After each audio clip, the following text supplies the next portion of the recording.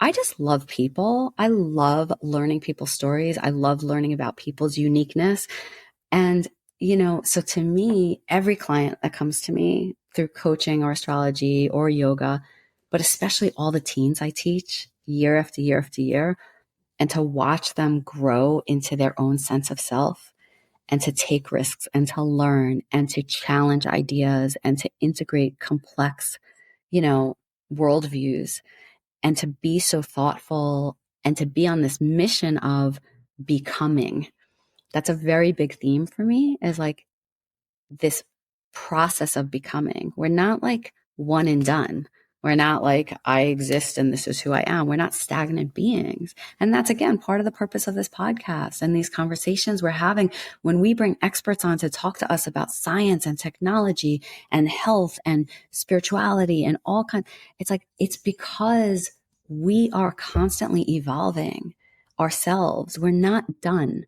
We're like, what other things might we consider to inspire us that can literally influence how we're evolving for ourselves in our own lives, in our relationships, but also how we're contributing to the planet, to the society, to the benefit and well-being of others. So to me, that's just what excites me and turns me on. I love to meet people because it's like, oh, what else can I learn here about this person? And how might I shift something about me just because of something about them? It's a beautiful dance. Welcome to the Wisdom We Share podcast, where ancient truths and modern intelligence weave together to inspire, ground, and shape us for a wiser, awakened life. I'm Anjani Amrit. And I'm Robin Wald. And together we bring you fascinating conversations from the worlds of spirituality, science, and human behavior, so you can connect to your own inner wisdom, joy, and clarity, elevating the way you actually live your life. This is one of our first podcast recordings that we're making. And I'm very excited because what we're doing today is we're going to be interviewing Robin, or I'm going to be interviewing Robin, and I'm going to be finding out more about her because, quite frankly, I don't know very much about Robin. Even though we're setting up this podcast together, we don't really know each other, and we live on the opposite sides of the planet from each other. So first of all, I want to start out with saying thank you, Robin, for being willing to be interviewed and share all of your personal stories. I don't know if I'm sharing all of my personal stories, but I'm very happy to be here and be interviewed by you today. Thank you. So tell me a little bit about yourself. Like, how did you get to be where you are today? Okay, so I think that as a child, I wouldn't have used these words when I was a child, but now looking backwards, when I look over my life, I think I always was wisdom seeking. So, I was an ordinary child and playful and whatever, but I always loved to learn. And I always loved to learn deep spiritual things. Like I guess that's weird for a child, maybe. I don't know. But I loved thinking about God. I loved learning prayers. I loved wondering about my soul and what happens at night. And I would have these dreams where I would be flying and I knew that I was outside of my body. And I would just sense things and I trusted that. And then I would probably say that there was a period of time as a teenager and maybe where I stopped trusting that or learned to trust other people outside of me more than I trusted myself, and maybe lost touch with that inner wisdom and always seeking outwardly for more wisdom, more wisdom, more wisdom, which led me to study yoga and led me to study Buddhism and led me to study Kabbalah, led me to study astrology and to study with the best yoga teachers on the planet and to go to conferences and always seeking wisdom. And for a long time, seeking wisdom outside of myself. And I think it took me really into late adulthood to come back and really say, oh, wow, I have read enough and know enough Not that that stops me. I still always like read and learn and listen to other people's podcasts. Definitely a lifelong learner. And to also say, but I have enough within when I just come back into my own home, into my own heart, into my soul, into my own mind, and all of what's stored there to really, really, have a deep connection to my own knowing. So I think that's been a big part of what I do then in the world. So I teach. I love to teach. I teach children. I teach teenagers. I teach adults. I teach elderly adults. I like the whole spectrum. And I'm a certified coach. And I'm an astrologer.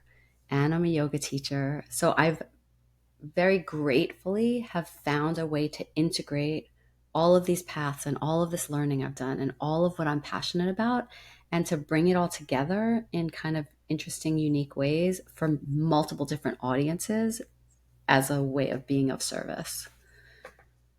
Beautiful. I love that. It's so different to my story, which we're not getting into, but I love that you had that inner ability, that inner awareness right from a very early age. I know some people do, but a lot actually don't. And so I feel like you were really blessed, when you growing up, to have that awareness. Now, I'm aware that you are residing in New York or thereabouts. Tell me a little bit about something about New York that you love that really supports you and what you do. Just one thing. So where I grew up was a little place called Seagate, which is part of Brooklyn. I know Brooklyn's very hip and very big in the world now. You see people wearing Brooklyn swag when they've never been in Brooklyn, but I'm like real OG, born and bred Brooklyn. But I lived at the very edge of Coney Island in this tiny little community called Seagate. You've heard of Coney Island? Do you know Yes, what of that is? course. Yes. And Okay. all the movies. Yes. Okay. This is where I grew up. This is my hometown. But I grew up by the ocean. I lived across the street from the ocean. And my whole childhood, my friends and I would play at each other's houses, play in the street, all kinds of games. But we would walk right to the beach and spent our childhood on the beach. And the ocean, you know, like the energy of the ocean is something very mystical, something very profound. There's an energy that is really palpable, and there's something very cosmic about it and womb like about it. And I once led a meditation. I'm getting off topic for a second, but I once led a meditation in a yoga class, which was about finding yourself at the end of your life and surrounding yourself with all the people that you want to thank and be grateful for and say goodbye to and come to completion with. And at the end of the meditation, we sat and we kind of talked about our experiences. And every single person in that room, and there were about 20 people there, all found themselves by the ocean on a beach.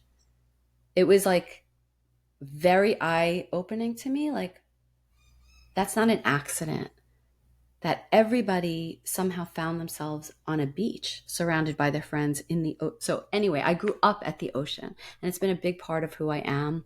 I remember my whole teenage life, I would go to sit on the beach to study all times of year, bundled up, and I would just there was something very rhythmic, very the prana, the energy of it, that kind of helped me to decompress, let go of my stress, come back into a sense of like, there's something much bigger than me in this universe.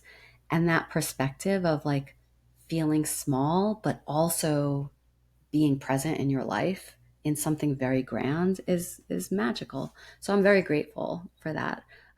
Right now I live in Ossining, New York, which is in the Hudson River Valley. And so I'm not by the ocean anymore, but I'm across the road from the Hudson River. And I have Hudson River views, and every morning I get up and I walk along the river. And it's just also something about being near a natural body of water and the flow of that energy is really special to me. Yeah, I mean, living in accordance with and in line with and in alignment with the natural flow of nature is something that I think a lot of us are very disconnected from. When we live in cities, and we've grown up in cities. I did not grow up in Coney Island near a beach or anything like that.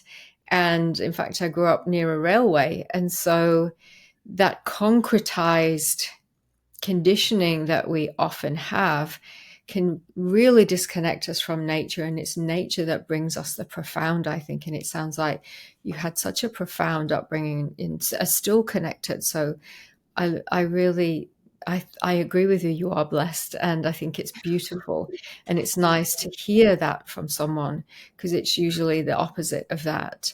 And I wonder if Coney Island, because my knowledge of Coney Island comes from movies, and you always see the fairground. So do you think that might have had an influence on the work that you do today? Because I know a big part of the work that you do is helping people bring fun and play and creativity into their lives to support them. So do you think that influenced you somehow? And how do you bring that flavor into the work that you do today?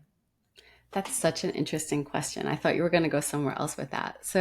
Um, so Coney Island, what you see in the movies, it's interesting because when I was growing up, Coney Island was not necessarily a safe place. There was a lot of crime and violence, and we didn't have free reign to like just go and spend time in Coney Island without supervision. It didn't feel safe necessarily. And I was terrified of rides. So my older brother and my younger sister loved roller coasters, and they would go on the Cyclone, and they would go on these, the crazy roller coasters. And they once convinced me to go on a ride. They were like, no, you won't be scared. This will be really fun. I was terrified and so miserable. I was like, how could you do this to me? So my idea of fun wasn't really about speed or being thrown around or risk or anything like that. But growing up in Seagate was like this little safe enclave where our friends, we had open doors all day long. We would be at someone's house. This is before cell phones. Our parents just knew and trusted that other parents are looking out for us if we needed. We would be in each other's homes. We all grew up with open door, just spend time and from morning to night. And we would be out in the street riding our bikes and playing games and taking walks. And being on the beach and back. And there was a lot of freedom in that. And maybe the answer to your question is that freedom like gave space for a lot of creativity. We would live in our imaginations, and we would create games, and we would just create like adventures for ourselves. And there was this sense that we were safe to do that. Like it was safe to explore and play, and that it was fun, and we could problem solve, and we could learn about ourselves and each other and role play and see things from other perspectives. And that I never really thought of this. I love that you're saying this. I also grew up in a household of kids. So there were 5 of us. So there was like, I have a lot of siblings, and it was very noisy and very busy. So there was a lot of just play in the family dynamic. And then I also want to acknowledge another way I was blessed is that until I was 18, I had all 4 of my grandparents, and they all lived in Brooklyn within 10 minutes of us. So I saw my grandparents every week, and we would play. They were musical, they would sing, they would dance, we would play cards, they would teach us games. There was something about playfulness that was part of my childhood. And that's something I love about being a teacher. Even when I teach teenagers, I bring childish games into my teenage teaching because we're all children still, and that part of us needs to be nurtured. Right now, my favorite way to play is Mario Kart with my son.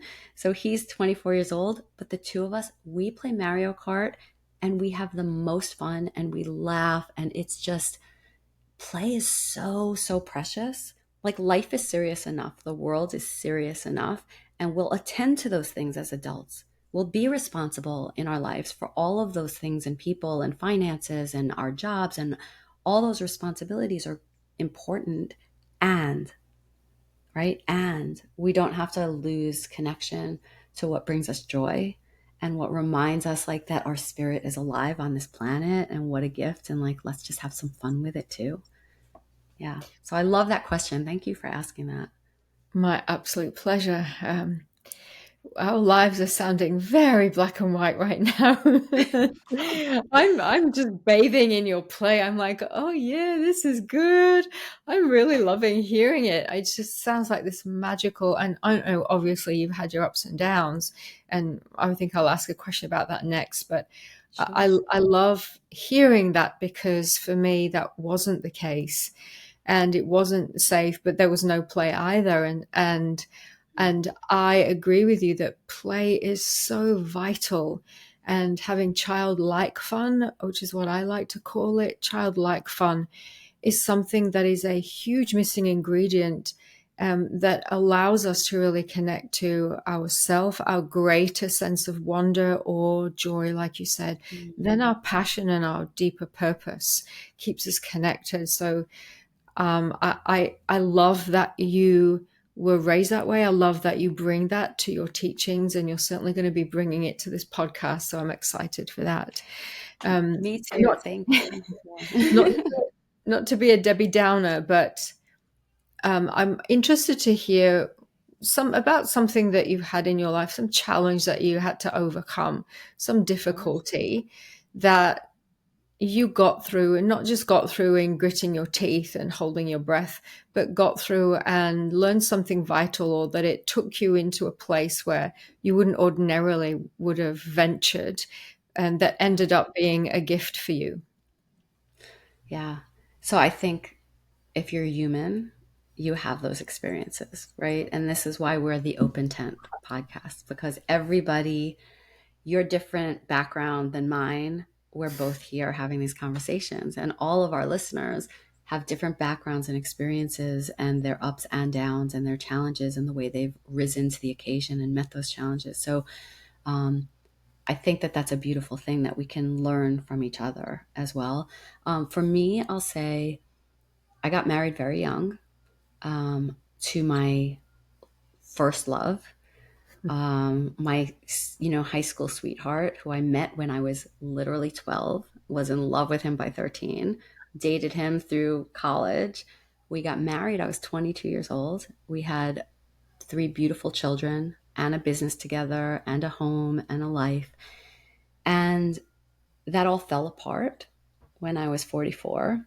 And, for a lot of reasons why marriages fail, like that's very personal. But, um, we made a decision that really we did not want to be together anymore in a marriage, and having to dissolve that and go through a divorce, which is very painful, emotionally for us as two adults, but also as parents who love their children. It's very painful to know that you're putting your children through that, and that you can't protect them from whatever they're feeling and all of the pain of that.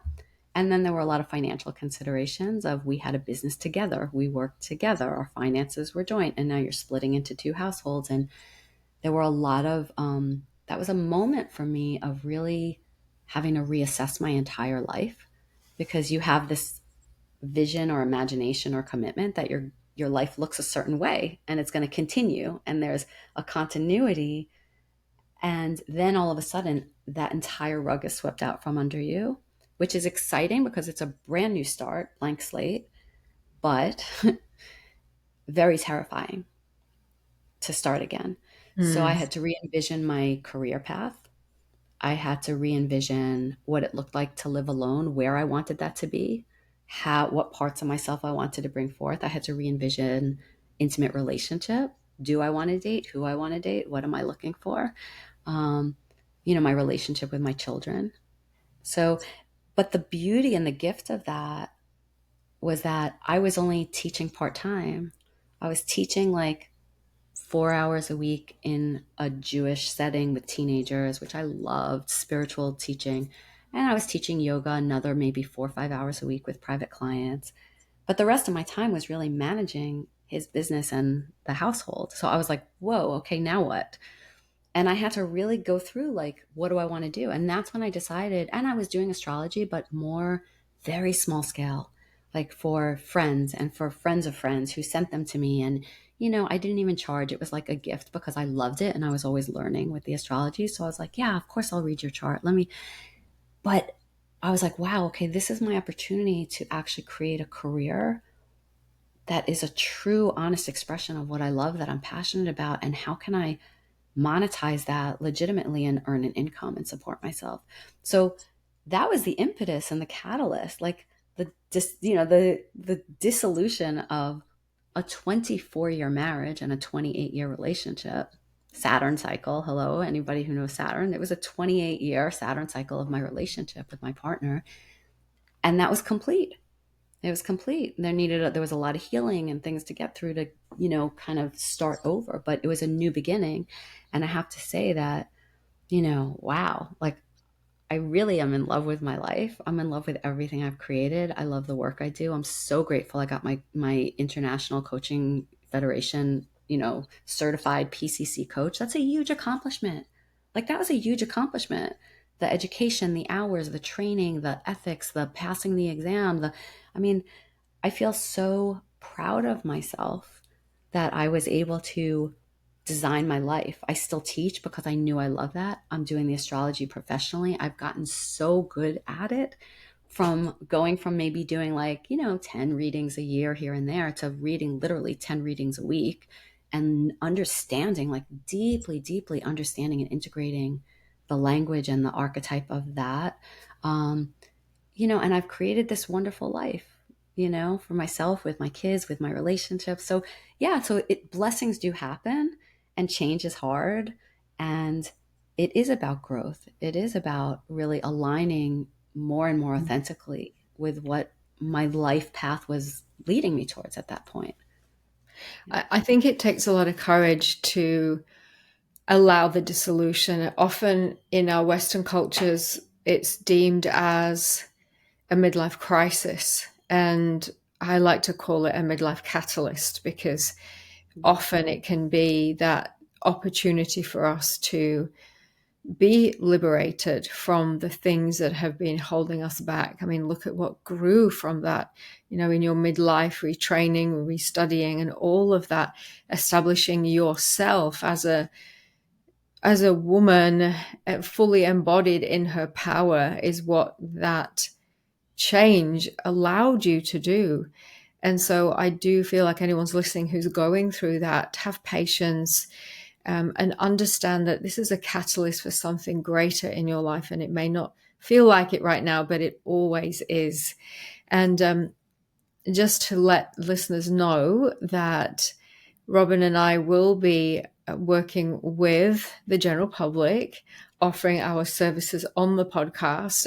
I'm super excited because Robin's going to be doing these astrology readings with the people who come on our podcast. And it's ordinary people, right? It's not celebrities and, whatever accolade wearing people. It's scientists, it's ordinary people that we are. A big part of what we're doing in the podcast is helping ordinary people really make change in their life. And I've had a reading with Robin, and it's one of the best readings I've ever had in my life. You are absolutely amazing.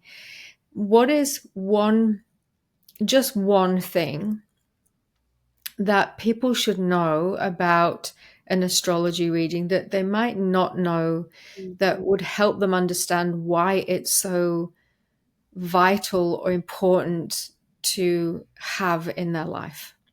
Yeah. I would say the thing I find most valuable about astrology readings for any individual, different than going on a CoStar app or going, to a horoscope, right? That's, first of all, at the very base, like listeners should know that that is not an actual astrology reading, right? An astrology reading is very, very detailed, individualized, complex for the person, But to me, I think the most amazing thing about an astrology reading is how validating it is of your own life experience. It is not about me as the astrologer. My role is to translate all of these symbols and signs and archetypes into some meaningful story that resonates with your own life experience. But my job is also to listen to your life experience in response to that and say, oh, that is what da da da da, or this is how I grew up, or this was my relationship, or this is the pattern I've noticed. And oh, wow, that explains why I've chosen this career. And I'm so excited to hear that this is in my chart, and that, wow, you're reading my sixth house and my 10th house and my north node, and you're telling me it's all leading me to this at my highest. And I've always felt that and pursued that. And I never even knew why that was in me and why that called me. And so the number one experience that people have from a really good astrology reading is feeling validated about what they already know. This goes back to the thing about inner wisdom, right? That people have an inner knowing and wisdom, but so much in our culture teaches us to doubt that and to question ourselves and to think we're not enough, or we should be something else, or we should value something other than what we value, or that some aspects of our character or what we're interested in isn't acceptable or success, according to the paradigm of what success looks like to other people. And what I love about astrology, it is all about you as an individual soul and your unique attunements, yourself as an individual, uniquely here for your own purpose, mission. And when people hear that, it's like, oh yes, I have permission to just be me and accept all of the good and the challenging and the quirks and the strengths. And my superpowers don't have to be your superpowers, Anjani, right? And my struggles don't have to be your struggles. What's easy for me might be very challenging for you.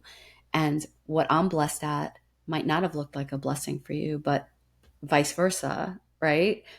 I have a lot to learn from everything that you're good at and that you've experienced. And so I think that astrology gives people permission to really see themselves holistically and own all the parts of themselves and validate them and create meaning around it.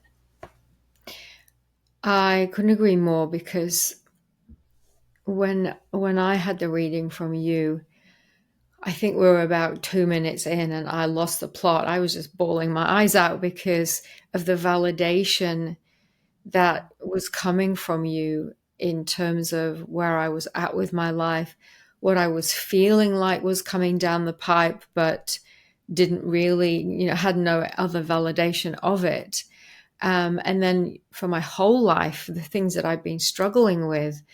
And I agree with you that validation piece, because I just realized, listening to what you said, that living life in a Western society, there is zero validation for us as individuals. It's always, the message is always primed to, are you doing what everyone else is doing? Are you following the pack? Are you trendy? Are you trending? Are you in with the latest fashions? Are you doing what we're telling you what success is? And I think one of the vital pieces of information people need is about their uniqueness and what they came here to do, their purpose, which is always unique, always very individual. And I feel like that's really going to help a lot of people. Even just listening to someone getting a reading is it's enlightening in so many ways, and hearing other people be validated for who they really are also gives us permission. So I think it's going to be a very exciting part of our podcast that we are going to be sharing more about that later. But let me ask you, is there any one particular thing you wanted to share with our listeners today about you, about the work that you do, before we wrap up today, that maybe they might not know about you, or they may think, wow, I would never have guessed that about Robin? Well, I don't know what anybody would never have guessed about me. I'm a pretty open book generally, but so a few things came up as you were saying that. One is that I am a mother. I am a mother. I have 3 children, and that's been one of the most important things I've accomplished in my life. I love my kids, and I have great relationships with each of them.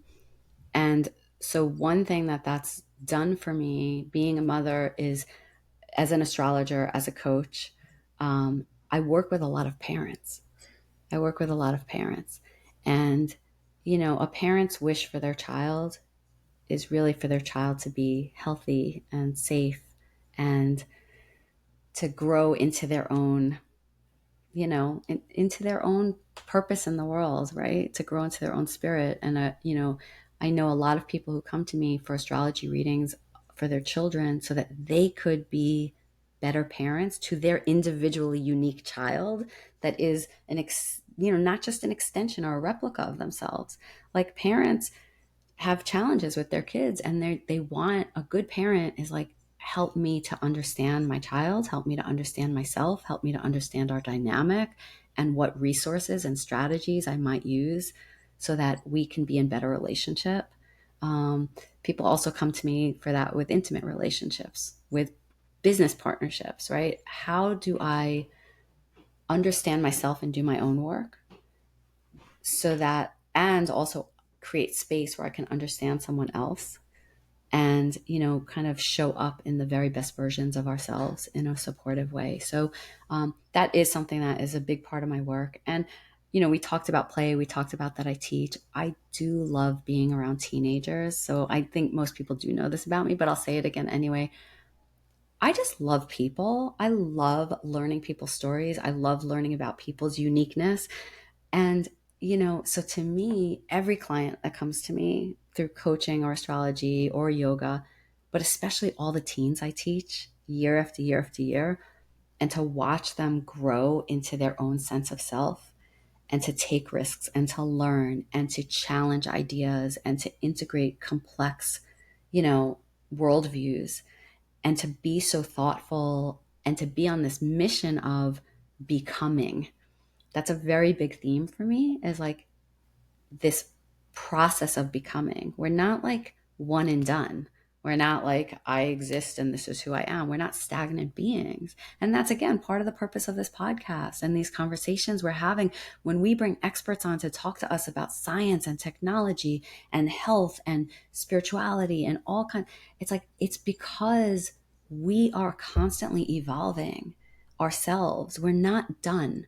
We're like, like what other things might we consider to inspire us that can literally influence how we're evolving for ourselves in our own lives, in our relationships, but also how we're contributing to the planet, to the society, to the benefit and well-being of others. So to me, that's just what excites me and turns me on. I love to meet people because it's like, oh, what else can I learn here about this person and how might I shift something about me just because of something about them. It's a beautiful dance. Yes, they say that if we are eternally the student and the teacher, that is the best way that we can be fully fledged in life. And I think it also keeps us very humble, and it keeps us in gratitude and in able to understand and experience the profundity of life. I love that. Yeah, thank you. Yeah. So, yes, did you want to? No. I was going to say, like, one other thing that I know we've talked that we're going to share on this podcast is wisdom from a lot of different traditions. That's also part of why we came up with this name, the open tent, because whatever your religious tradition, whatever your spiritual tradition, whatever your beliefs, whatever your philosophies, whatever your politics, like, this is a place where we can all just be introduced, to wisdom teachings. And each of us as an individual can say, oh, wow, that really resonates to me, with me. Or we could say, I don't really quite, that doesn't fit with my worldview or with my values or with my ethic or with what I learned, back in, Catholic school or whatever. That's fine. That's fine. So actually, when you were saying that you're teaching about the being the master and the teacher, what was going through my mind was a quote from Lao Tzu and a quote from Pirkei Avot and like other ancient wisdom teachings that speak to this role of being the teacher, being the student, being humble, being open and curious. So as we go on and progress in these podcast episodes, we'll have a chance to share a lot of that, wisdom with people. Yeah, it's very exciting. And I always will say be discerning rather than skeptical, because if our mind is closed, then it's closed to the beauty and the richness of life. And so we can be very discerning, yes, but let's drop skepticism, because that leads us nowhere. We can't grow from skepticism because we're closed to anything new. And yes, we'll be opening many doors and keeping the tent open for our listeners. So thank you, Robin. Just finally, can you share a practice that you have that's really influenced you or impacted you in a way that maybe our listeners can really get some benefit from it? Sure. Well, my favorite practice is gratitude. I just think that it's the most transformational, powerful practice that brings us back, no matter how negative things are outside of us in the world, no matter how stressed we're feeling, no matter how much we're feeling victimized, traumatized, I mean, life is really challenging. It's really hard. I'm not minimizing or, it's real. Like, people come to me with real challenges. Mm. And when we take time to come back to a place of what I'm grateful for in this moment, there are always 100 things right at your fingertips in any given moment that you could find to be grateful for. And remembering as an actual practice, I do this daily. So I have a morning and a bedtime gratitude practice. I wake up with gratitude for being alive, for breathing, for my warm, cozy bed, for my eyes opening, for my body functioning, for a brand new day, that my eyes can see the sky, that I'm hearing birds chirp. I mean, I can be grateful for 100 things in the first minute of being awake. And I am. And I am. And before I go to bed, I have a journal by my bedstand. And I take time every night to write some of the things in this day in particular that I was especially grateful for. And those things usually look like, I'm grateful that I had the opportunity to do meaningful work with people. I'm grateful that I spoke with my son today, or that I met with this friend and we reconnected, or that I had this great conversation with a fifth grader about, something spiritual. I'm grateful for, like, I took a walk and I saw this beautiful bird land in front of me. I mean, grateful for good food, like anything that in this day stood out as like, wow, this made today a day that I was grateful for. So to me, I've been doing this practice now for 7 years. And like religiously, I'll use that word loosely, but you know what I mean? Like regular, consistent, daily gratitude practice.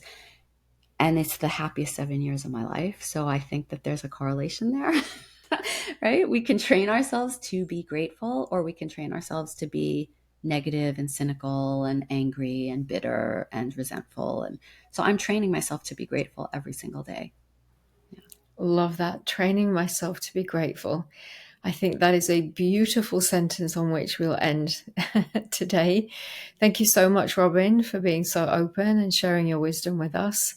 And we will be with you all very soon for our next episode. And you're going to be interviewing me next. So I better get ready for that. Thank you so much, Robin. Thanks so much. Thank you so much for tuning in to the Wisdom We Share podcast. We hope today's episode sparked some new insight, imagination, and practical tools you can integrate into your daily life. Continue this journey with us by subscribing, sharing, and dropping us a review. Until next time, stay wise.